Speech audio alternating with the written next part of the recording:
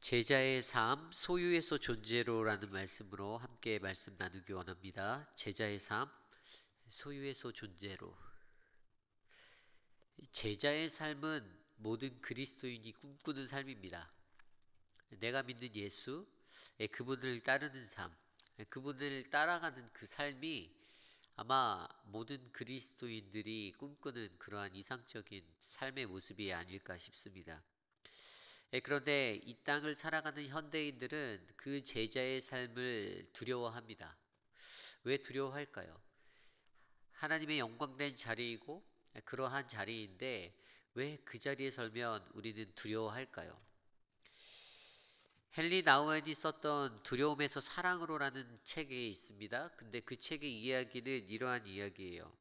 어떤 한 도성에 자원이 부족하다라는 그러한 소문이 나기 시작했습니다. 그래서 사람들이 그곳에서 물건들을 사재기 하기 시작해요. 그런데 다른 쪽에 있던 한쪽에서는 그 물건을 사재기를 할 때 다른 쪽에 있던 사람들이 다른 편의 사람들이 물건이 모자라는 것들을 보고 그 물건을 우리에게 좀 나눠 달라라고 그렇게 요구를 하죠.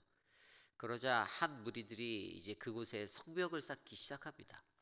저 사람들이 우리의 것을 침략해서 빼앗아 갈지 모르니 벽을 쌓아서 저 사람들이 넘어오지 못하게 우리 것을 지키자. 이렇게 이야기하는 것입니다. 그래서 그들이 성벽을 쌓기 시작합니다. 그런데 다시 그 사람들이 또 속삭입니다. 서로 이야기하는 거예요. 성벽을 쌓아도 이 성벽을 높이 쌓아도 저들이 이 성벽을 넘어올지 모르니 우리가 저 성벽에다가 폭발물을 설치하고 철조망을 설치하자. 저 사람들이 우리를 공격해서 우리의 것을 빼앗아 갈 수 있으니 우리의 소유가 도난당할 수 있으니 그렇게 하자라고 합니다. 결국에 이 이야기는 어떠한 이야기를 둡니까? 이 사람들이 그렇게 철조망을 쌓고 폭발물을 설치하였다 하여도 저 사람들이 쳐들어와서 내 거를 뺏어갈 거야라는 두려움이 사라졌을까요? 아니요. 그들에게는 여전히 두려움이 있었습니다. 그들이 갖고 있었던 그 두려움, 그것은 그들이 가지고 있었던 마음속에 어떤 단지 안전의 문제, 어떤 소유에 대한 욕심, 그런 것만의 문제는 아니었습니다. 그들에게는 그것보다 더 크게 결핍되어져 있던 그 무엇인가가 있었기에 그들이 그 결핍으로부터 자신이 가지고 있는 소유 또 안전의 문제 이러한 것들이 불안하고 두려움으로 찾아오게 되었던 것이죠. 사람이 무언가를 가지면 안전하다, 나는 괜찮다라고 느껴야 하는데 실질적으로는 그렇지 못합니다. 누구든지 무언가를 가지고 더 가지면 더 가지려는 욕심이 나면서 그것에 대한 두려움은 점점 더 커져가는 것이 인간의 모습이기 때문입니다. 거기에 결핍된 것이 있다면 그것은 과연 무엇일까요? 헨리 나우에는 이것은 바로 사랑, 하나님의 사랑, 그 사랑이 결핍되어 있다라고 그의 책에서 서술합니다. 그래서 결국에 그의 책의 제목이 두려움에서 사랑으로라고 기록되었지 않습니까? 두려움에서 사랑으로. 이 땅을 살아가는 많은 이들은 여전히 자신의 것들을 붙잡고 살아갑니다. 내 안전과 내 평화와 나의 나의 번성을 위해서 그렇게 움켜잡고 살아가죠. 그러나 결국에 예수님을 따르는 사람들, 예수님을 따라가는 제자의 삶은 그것이 틀렸다, 그것이 아니다라고 우리에게 말씀해 주시죠. 오늘 우리가 묵상한 누가복음 14장 25절에서 35절까지의 말씀도 그러한 이야기를 우리에게 전하고 있습니다. 오늘 말씀 33절에 보면 이와 같이 너희 중에 누구든지 자기의 모든 소유를 버리지 아니하면 능히 내 제자가 되지 못하리라. 아멘. 누구든지, 이게 모든 이들이죠. 그 모든 누구든지, 그 누구든지, 여기에 속한 누구든지는 부유하거나 가난하거나 병들었거나 전혀 그들의 상태와 상황 그런 것들이 고려되지 않는 모든 이들을 지칭하고 있습니다. 다만 한 가지 예수를 따르겠다라고 생각하는 그들이 어떻게 해요? 자기가 가지고 있는 모든 소유를 버리지 아니하면 절대로 너희는 나의 제자가 될 수 없다라는 그 사실을 강조해 주고 있습니다. 자기의 모든 소유. 오늘 이 시대를 살아가는 우리들에게도 이러한 말씀이 울려 퍼집니다. 우리도 예수를 따르기를 원하고 예수의 진정한 제자가 되기를 원하는데 과연 그 삶을 이끌어가기 위해선 나에게도 이러한 모습이 너무나도 필요하구나. 이 생각이 오늘의 말씀 안에서 우리에게 일어나야겠죠. 그렇다면 오늘 말씀은 이것에 대해서 어떻게 이야기를 할까요? 자기의 모든 소유를 버리는 것, 그것은 바로 첫 번째로 예수를 더욱 사랑하는 것이라고 설명하고 있습니다. 오늘 말씀 26절 말씀인데요. 무릇 내게 오는 자가 자기 부모와 처자와 형제와 자매와 더욱이 자기 목숨까지 미워하지 아니하면 능히 내 제자가 되지 못한다라고 설명합니다. 먼저 우리가 생각해 볼 것은 오늘 25절 말씀에 묘사되어져 있는 배경을 잠깐 먼저 살펴볼까요? 수많은 무리가 함께 걸어갈새 예수께서 돌이키사 이르시되, 예수를 따르는 이들이 굉장히 많았음을 암시해주고 있죠. 수많은 무리가 함께 걸어갔다라고 하였습니다. 그런데 예수님은 어떻죠? 예수님은 돌이키셨다라고 합니다. 함께 길을 걸어가는데 예수님이, 그들과 함께 가는데 예수님이 돌이키셨다. 이것이 의미하는 것은 수많은 무리가 갖고 있는 생각과 예수님의 생각이 무언가 달랐다라는 것을 우리에게 알게 해줍니다.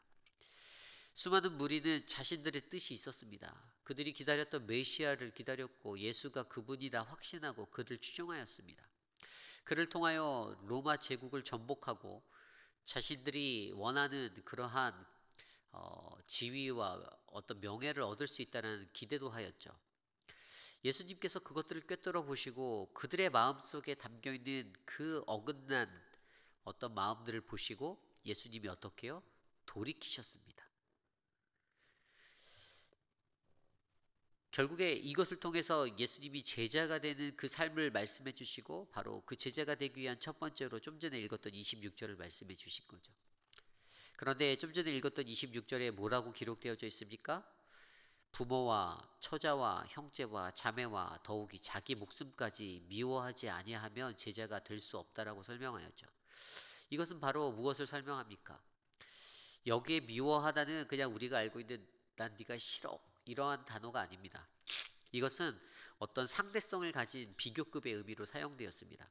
헬라어 원어 미세이라는 단어, 이것은 미워하다라는 단어인데 조금 사랑하다, 덜 사랑하다의 의미를 가지고 있습니다. 고로 이 단어가 설명해 주는 것은요, 자기가 가지고 있는 부모와 처자와 형제와 자기의 목숨까지도 무엇과 비교하여 그들이 따르려고 하는 예수와 비교하여 덜 사랑해야 함을 설명해 주고 있는 것이죠. 결국 예수를 더욱 사랑해야 함이 제자가 될 수 있는 첫 번째 모습입니다. 그리고 이 모습이 무엇을 말하고 있습니까? 예수를 더욱 사랑하겠다라는 것은 그냥 나 자신의 포기와 같은 그러한 선언입니다. 내 혈육, 나와 관련된 많은 것들, 이것들을 포기하고 나서라도 내가 예수님을 더욱 사랑하겠노라. 그렇게 고백하는 인생이 바로 제자의 인생이 되어야 한다는 것이죠. 예수를 더욱 사랑, 이것이 바로 참된 예수의 제자가 되기 위해 자기의 삶, 자신이 가지고 있는 어떤 소유에서의 삶에서 존재의 삶으로 변화시킬 수 있는 그런 진정한 제자의 삶입니다. 오늘 두 번째로 제자의 삶에는요, 바로 고난을 각오하는 삶이 필요합니다. 27절 말씀인데요. 누구든지 자기 십자가를 지고 나를 따르지 않는 자도 능히 내 제자가 되지 못하리라.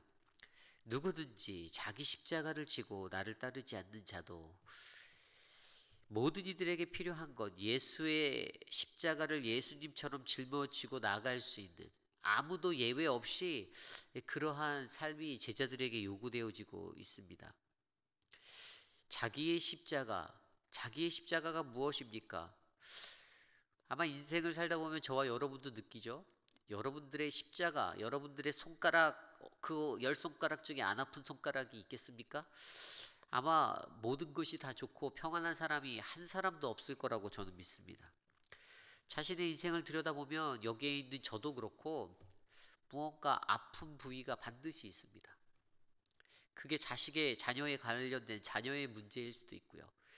내 삶의 인간관계의 문제일 수도 있고 어떤 사업적인 영역의 비즈니스적인 문제들도 있을 수 있죠. 그런데 그러한 부분들에 그 십자가를 짊어지고 따라가야 한다는 것입니다. 예수님처럼 십자가를 지고 그렇게 살아가는 것, 이것은 바로 우리에게 자신에게 주시는 고난을 각오하라는 것이죠. 내게 찾아오는 그 고난도 각오하고 그 십자가 짊어지고 따라오라는 것입니다. 이것을 더 넓게 생각하면 그리스도를 따르는, 예수를 따르는 자들의 삶의 고난이란 당연한 것일 수밖에 없다는 것이죠. 그 고난 당하고 있다라고 내가 느끼십니까? 내가 그 고난 때문에 아파합니까? 그렇다면 오히려 기뻐하셔야 합니다. 그것이 바로 당연한 제자의 삶이기 때문이죠. 결국에 자기의 어떤 포기, 그 소유에서 존재로의 삶을 살기로 소망하는 자들에게 가장 먼저 요구되어지는 것은 자기의 모든 소유를 버릴 수 있는 것, 자기 포기의 것들이 요구되어진다라는 사실을 우리에게 말씀으로 전해주고 계십니다. 모든 그리스도인들이요, 그냥 쉽게 예수님의 제자가 될 수 있다라고 생각합니다. 그냥 교회 나가면 예수님 믿는다라고 말하면 그냥 제자의 삶이 자연스럽게 펼쳐지는 것과 같죠. 그런데 오늘 말씀에서는 이 제자의 삶이 얼마나 무거운 거라고 설명해 주는지 아십니까? 28절로 32절까지의 기록된 말씀엔 두 가지 이야기가 나와요. 첫 번째 이야기는 28절에서 30절에 나온 망대의 이야기입니다. 여기서 망대는 어떤 농장의 건물을 세우는 것을 말하는데요. 이것을 세우고자 할 때 어떻게 해요? 그것을 세우고자 하는 사람이 자기가 이 건축을 할 수 있는지 비용을 계산해 본다는 것입니다. 내가 갖고 있는 재력으로 나의 재정적인 것들이 문제없이 이것들이 가능한지를 헤아려 보는 것이죠. 그리고 두 번째 31절로 32절에 전쟁에 대한 이야기가 나오는데, 이 전쟁을 하려 하는 임금이 헤아림을 한다라는 이야기가 나옵니다. 어떤 임금이 다른 임금하고 싸우러 갈 때 자기가 갖고 있는 군사의 숫자, 상대방의 군사의 숫자를 헤아려서 게임이 될까, 전쟁이 될까, 내가 승리할 수 있을까를 계산해 본다라는 것이죠. 그렇게 계산해 봤을 때 두 사람의 계산이 어떻습니까? 망대를 세우고자 하는 사람은 29절 말씀대로 이것이 계산이 제대로 안 되면 그 기초만 쌓아놓고 득이 이루지 못하여서 다른 사람들에게 비웃음거리가 되는 것, 그러한 상황을 이야기하고 있어요. 그래서 신중히 계산해 봐라 이거죠. 그리고 전쟁에 관한 이야기에서도 그들이 그 임금 계산을 해서 안 되겠다, 상대가 안 되겠다 할 때는 어떻게 해요? 전쟁하지 말고 화친을 요청하라 라고 이야기합니다. 이 두 이야기의 포커스는 바로 헤아림입니다. 헤아림이 중요하다는 거예요. 어떻게 해요? 신중하게 헤아려라 이겁니다.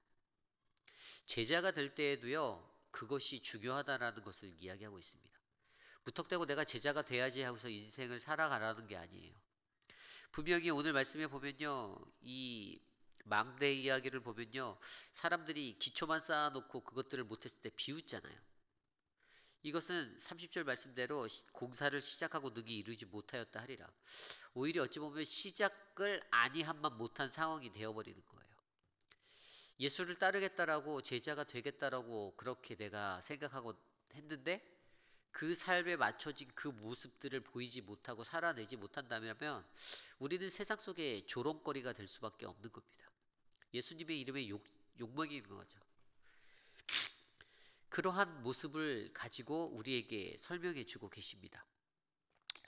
예수의 제자가 되기 원하는 수많은 사람들이 있었습니다. 그런데 그들은 어땠죠? 자신의 뜻, 세상의 것 바라보고 살았습니다. 그러니 예수님이 자신의 뜻과 어긋난 그들을 바라보시며 어떻게 해요? 예수께서 돌이키셨잖아요. 그들에게 그리고 제자에 대해서, 제자의 삶에 대해서 말씀해 주셨어요. 자기의 모든 소유를 버리지 아니하면 너희는 내 제자가 될 수 없다. 그들 안에 담겨져 있는 탐심, 욕심, 욕망들을 그들이 바라보셨어요. 예수께서 그것들을 보시고 그들에게 말씀하여 주신 본문이 바로 오늘의 말씀이에요. 세상의 사람들이 소유 때문에 싸우고 벽을 치고 두려워하고 그렇게 살았던 그 이야기처럼 이 시대를 살아가는 우리들도 무언가 소유에 매달리고 나의 욕심과 나의 욕망들을 채우려 할 때 우리는 분명 예수님께서 우리에게 말씀하시는 너의 삶의 자기 포기, 그것에 대해서 우리는 생각해 보아야 하는 것이죠. 저도 목회자로 살고 있지만 욕심이 날 때가 있어요. 뭐 한 가지씩 한 가지씩 더 좋은 삶이 내 안에 펼쳐지기를 저도 소망하죠. 오렌지 카운티라는 곳에 와서 그 리노에서 있다가 이곳에 와서 이렇게 살게 되었어요. 너무나도 편한 거예요. 삶이 너무 편했어요. 그러니까 더 마음속에서 인간적인 욕심이 생겨요. 예전에는 갖지 않았던 욕심들이 생겨요. 야, 미국에서 14년을 살았는데 하나님, 이 수많은 집들 가운데 내 집 하나 없는데 내 머리 누일, 안전하게 머리 누일 내 집 좀 주시면 안 됩니까? 근데 너무 비싼 거예요. 그런데 그 욕심이요 사라지지 않아요. 제 마음속에 늘 있어요. 불가능하다는 것을 알면서도 인간의 욕망이, 소유에 대한 집착이 되게 무서운 거예요.